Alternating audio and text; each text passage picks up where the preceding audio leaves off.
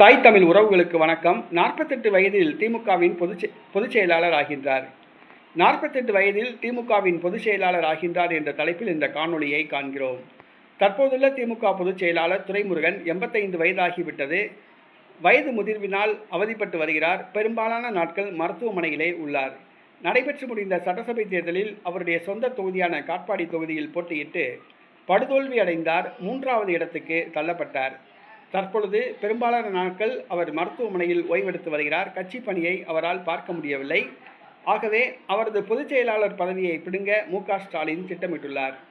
திமுக பொதுச் செயலாளர் பதவியை கைப்பற்ற பலர் முயற்சி செய்து வருகிறார்கள். இந்த சூழ்நிலையில் கனிமொழியும் போட்டியில் குதித்தார். கனிமொழிக்கு திமுகவின் செயல் தலைவர் பதவி வழங்கப்பட உள்ளதாக கூறப்படுகிறது. திமுக பொதுச் செயலாளராக உதயநிதி ஸ்டாலினை நியமிக்க மு.க.ஸ்டாலின் முடிவு செய்துள்ளார். உதயநிதி ஸ்டாலினுக்கு தற்பொழுது 48 வயது ஆகிறது. 48 வயதில் திமுகவின் பொதுச் செயலாளர் ஆகிறார். தற்பொழுது சட்டசபை எதிர்க்கட்சி தலைவராகவும் திமுக இளைஞரணி செயலாளராகவும் உள்ளார். அரசியலில் குறுகிய காலத்தில் உயர்ந்த பதவியை எட்டியுள்ளார். ஏற்கனவே துணை முதலமைச்சராகவும் இவர் பதவி வகித்தார் என்பது குறிப்பிடத்தக்கது. இவர் அரசியல் திறமையால் வளர்ந்தவர் அல்ல, வாரிசு அரசியலால் பட்டத்துக்கு வந்தவர். கருணாநிதி பேரன் என்ற வகையிலும் மு.க.ஸ்டாலின் மகன் என்ற வகையிலும் இவர் அரசியலுக்கு வந்தார்.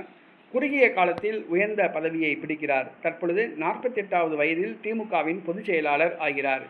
இதனால் கனிமொழி ஆதரவாளர்கள் அதிருப்தியில் உள்ளார்கள்.